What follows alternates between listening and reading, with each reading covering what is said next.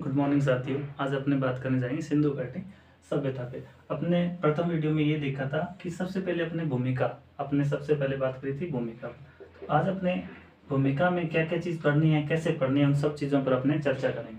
तो आपको पता है, सबसे पहले अपने थोड़ा सा मैपिंग के माध्यम से इसको समझने की कोशिश करेंगे। यहाँ पर अगर देखा जाए, ये भारत का नक्शा बनाने की ट्राई करेंगे अपने। ये यहाँ पर ये पाकिस्तान और अफगानिस्तान। इसका सबसे उत्तरी जो स्थल था, सबसे उत्तरी स्थल आएगा मांडा। सबसे दक्षिणी स्थल आएगा इसका दैमाबाद। सबसे पूर्वी स्थल जो आएगा वो यहाँ पर आएगा यूपी में आलमगीरपुर। उसके अलावा सबसे इसका पश्चिमी क्षेत्र की अगर बात की जाएगी सूतकांगी डोर। ये सबसे इसका पश्चिमी बिंदु आएगा। 4 बिंदु पे अगर अपने बात की जाए, इनकी नदियां कई बार पूछ ली जाती है एग्जाम के अंदर, सीधा सा एग्जाम में आता है। चिनाब नदी इसकी, ये किस नदी के किनारे है? नदियों से बहुत बार क्वेश्चन आता है। ये हिंडौन नदी के किनारे, हिंडौन। कई बार यहाँ पर नाम आता है यमुना। यमुना नाम क्यों आता है? यमुना इसलिए नाम आता है क्योंकि हिंडौन जो नदी है वो यमुना की सहायक नदी है। दैमाबाद जो है वो परवरा नदी के किनारे, और परवरा किसकी नदी सहायक है? ये गोदावरी की। तो कई बार एग्जाम के अंदर कथन और कारण के आजकल जो क्वेश्चनों का ट्रेंड चल रहा है, वहां पर इन क्वेश्चनों को आपके लिए अप्लाई कर सकता है एग्जामिनर। और ये है दास्क नदी के किनारे। ये दास्क नदी के किनारे ये है कहाँ पर? बलूचिस्तान के अंदर, बलूचिस्तान के अंदर। ये आपको बलूचिस्तान में देखने को मिलेगा। ये JNK में आपको देखने को मिलेगा। उसके अलावा ये यूपी में है ही, और ये है आपका महाराष्ट्र में। क्लियर? ये महाराष्ट्र में, तो आपको इनके बारे में पता होना चाहिए। उसके अलावा कुछ बेसिक से क्वेश्चन आते हैं कि मिस्र की सभ्यता से, मिस्र की सभ्यता से लगभग जो अपनी सिंधु घाटी सभ्यता है, ये 12 गुनी बड़ी है। 12 गुना बड़ी सभ्यता। देखो इसका कितना विशाल क्षेत्र है। उसके अलावा मेसोपोटामिया सभ्यता, इन दोनों की अगर देखी जाए तो ये यहाँ पर मिस्र की सभ्यता से ये 20 गुना बड़ी है, और दोनों सभ्यताओं से अगर मिला दिया जाए तो ये कितना गुना बड़ी है? 12 गुना बड़ी है। देखो इतनी विशाल सभ्यता अपनी है सिंधु घाटी सभ्यता, इसका विशाल क्षेत्रफल है। अब यहाँ पर आपने बात करी इसकी कुछ कॉमन जानकारी के लिए। क्षेत्र देखो कहाँ कहाँ पर विस्तारित है, तो अफगानिस्तान के अंदर भी है, अफगानिस्तान के अंदर है, पाकिस्तान के अंदर भी है, और इसके अंदर भारत महान के अंदर भी। ये 3 देशों में सभ्यता विस्तृत है। इनके अपने स्थलों पर भी बात करेंगे, परंतु सबसे पहले आपको इतना ध्यान होना चाहिए कि किन किन देशों में फैला हुआ है। कई बार क्वेश्चन पूछ लिया जाता है, स्थल नाम देकर वो देशों का नाम पूछ लेता है। यहाँ पे ईरान शब्द भी डाल सकता है, इराक भी डाल सकता है, क्योंकि पास में। तो अपने क्या करेंगे, तुक्का मार देंगे अगर अपने को नहीं आ रहा होता है। अब अपने बात करेंगे इसकी भूमिका पे। तो आपको पता है सबसे पहले इसके नामकरण को लेकर थोड़ा सा अपने चर्चा करते हैं। इसका नामकरण सबसे पहले हड़प्पा। उसके बाद में अगर अपने बात करी जाए सिंधु घाटी की सभ्यता, ये नाम देखने को मिलता है। उसके अलावा अपने को नाम देखने को मिलता है सरस्वती, सिंधु सरस्वती की, सिंधु सरस्वती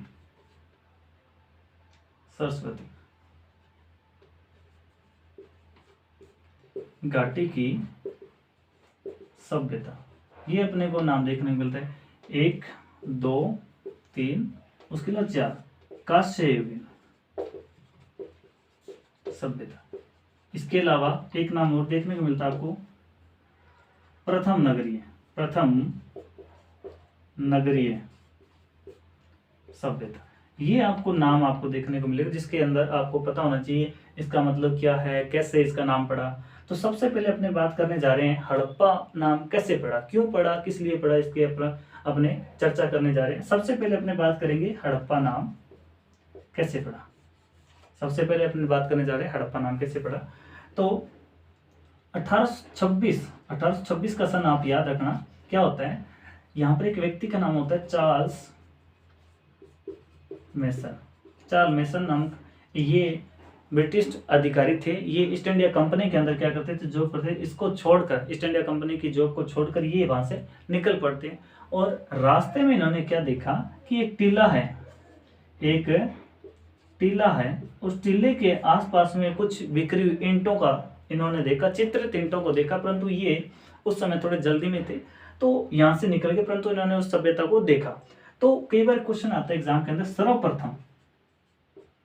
सर्वप्रथम इस सभ्यता को देखने वाला व्यक्ति कौन था? तो सबसे प्रथम बार देखने वाला व्यक्ति कौन था? चार्ल्स मेसन नाम से। यहाँ से अभी एग्जाम के अंदर हाल फिलहाल के अंदर एग्जाम हुआ, उसके अंदर ये क्वेश्चन आया था। तो सबसे प्रथम बार देखने का श्रेय किसको जाता है? चार्ल्स मेसन को जाता है। उसके अलावा आपको क्वेश्चन याद रखना होगा 1831 के अंदर बर्न्स नाम के एक व्यक्ति थे, इन्होंने इस सभ्यता को देखा, परंतु उस समय में इन्होंने भी इतना ज्यादा जोर नहीं दिया इस सभ्यता को लेकर। देखो भारत की जो इतनी महान सभ्यता थी जो खोजी जानी थी 1826 के अंदर, परंतु 1921 के अंदर खोजे जा रहे, लगभग 100 साल का अंतराल आ जाता है इस सभ्यता को देखने में। तो यहाँ पर सबसे पहले अपने बात कर ली कि कैसे चार्ल्स मेसन ने सबसे पहली बार देखा, उसके बाद में 1831 का जो सन है वो अपने को महत्वपूर्ण रहता है। उसके बाद में अपने बात करें तो क्या होता है, ये आगे का सन अगर बात करें अपने 1853-54 के अंदर क्या होता है, यहां पर एक व्यक्ति थे, मैं पहले आपको इस समय भारत का वायसराय बता देता हूं कौन था। तो लॉर्ड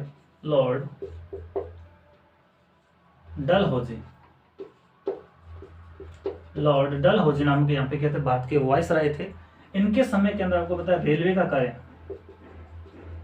कार्य बहुत ज्यादा प्रगति पे था। तो यहाँ पर व्यक्ति कार्य कर रहे थे, उनका नाम था कनिंगम के नेतृत्व में यहाँ पर व्यक्ति जो कार्य कर रहा था वो थे ब्रंटन। तो ब्रंटन बंधु जिसको बोलते हैं हमने, परंतु इनका जो नाम था, एक का नाम था जॉन ब्रंटन, एक का नाम था विलियम ब्रंटन। ये दो भाई थे, ये यहाँ पे कार्य कर रहे थे। यहाँ पर इन्होंने क्या किया, यहाँ पे जो टीला था और आपको पता लाहौर टू कराची के मध्य के अंदर क्या हो रहा है, रेलवे लाइन का कार्य हो रहा है। तो यहाँ पर जो टीले थे, यहाँ से टीलों से ईंटें निकाल कर इन्होंने क्या की, इस रेलवे लाइन के अंदर बिछा दी। और इन्होंने यहाँ पे गौर भी किया था कि यहाँ पे जो ईंटें हैं वो अलग प्रकार की ईंटें, जो वर्तमान की ईंटें हैं उनसे अलग भिन्न है।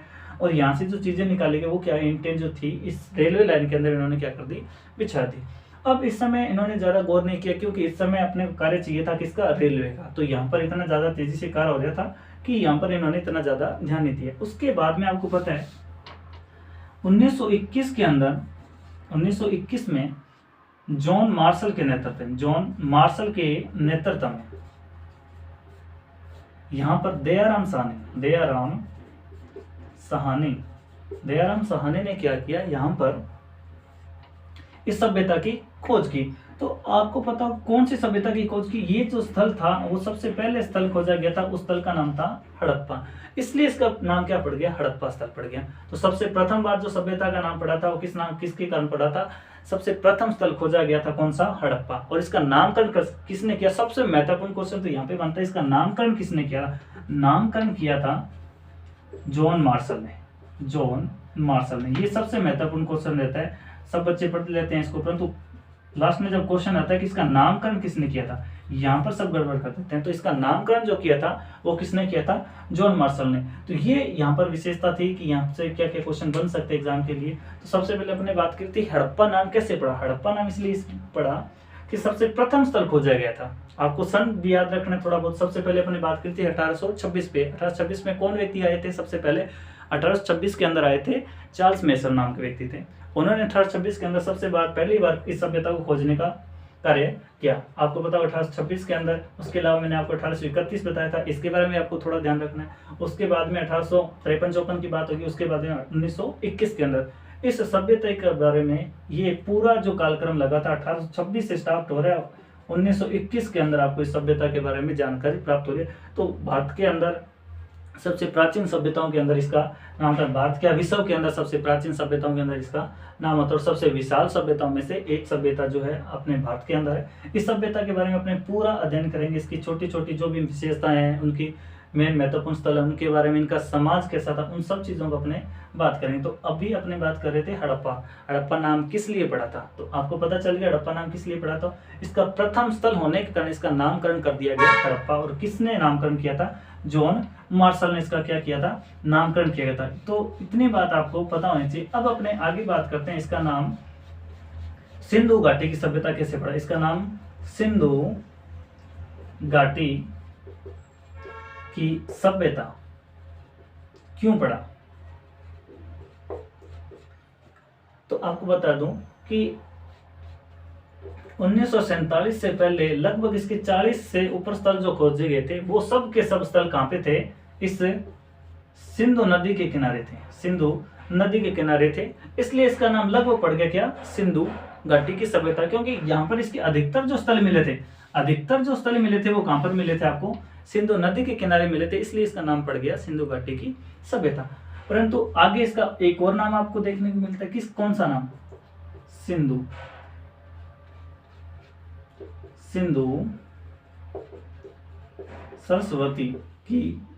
सरस्वती घाटी की सभ्यता इसको बोलते हैं।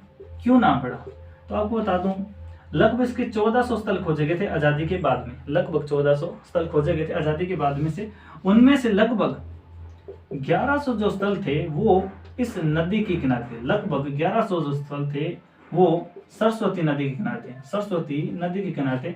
इसलिए अब इतिहासकारों का झुकाव किस ओर हो गया कि बोला भाई ये तो सरस्वती के किनारे, तो पहले कुछ स्थल इसके किनारे मिले थे, अब अधिकतर स्थल इसके किनारे मिल गए थे, तो इसका संयुक्त रूप से नाम क्या पड़ गया, सिंधु सरस्वती घाटी की सभ्यता पड़ गया। उसके बाद में मैंने एक नाम आपको बताया था, कांस्य